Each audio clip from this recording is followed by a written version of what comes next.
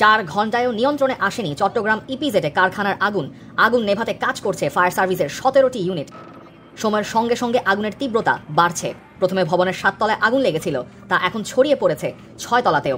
তবে শ্রমিকদের নিরাপদে সরিয়ে নেওয়া হয়েছে বলে জানিয়েছে ইপিজেড কর্তৃপক্ষ। ইপিজেড কর্তৃপক্ষ ও কারখানার শ্রমিকদের বরাতে জানা যায়, দুপুরের দিকে অ্যাডামস ক্যাপস অ্যান্ড টেক্সটাইলস লিমিটেডের 7 তলায় আগুনের সূত্রপাত হয়। 7 তলা ভবনটিতে 2টি কারখানা রয়েছে, অ্যাডামস ক্যাপস অ্যান্ড টেক্সটাইলস এবং চীনা মালিকানাধীন জি হং মেডিকেল কোম্পানি লিমিটেড, যার কার্যক্রম চলছে ভবনের 5 তলায়। ভবনের 6 ও 7 তলায় উভয় কারখানার গুদাম ও মালামাল সংরক্ষণের জায়গা হিসেবে ব্যবহৃত হতো। 2 ও 3 তলায় ছিল অ্যাডামস ক্যাপসের সেলাই ও কাটিং বিভাগ, যেখানে প্রায় 400 শ্রমিক কাজ করেন।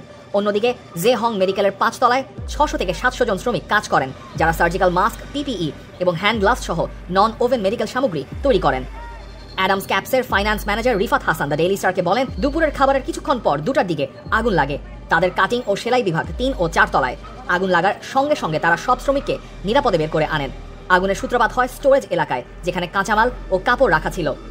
ফায়ার সার্ভিসের চট্টগ্রাম অঞ্চলের উপপরিচালক মোহাম্মদ জসিম উদ্দিন দ্য ডেইলি স্টারকে বলেন, ভবনের ভেতরে দাহ্য পদার্থ বেশি থাকায় আগুন দ্রুত ছড়িয়ে পড়ছে। কর্মীরা আগুন নিয়ন্ত্রণে হিমশিম খাচ্ছেন।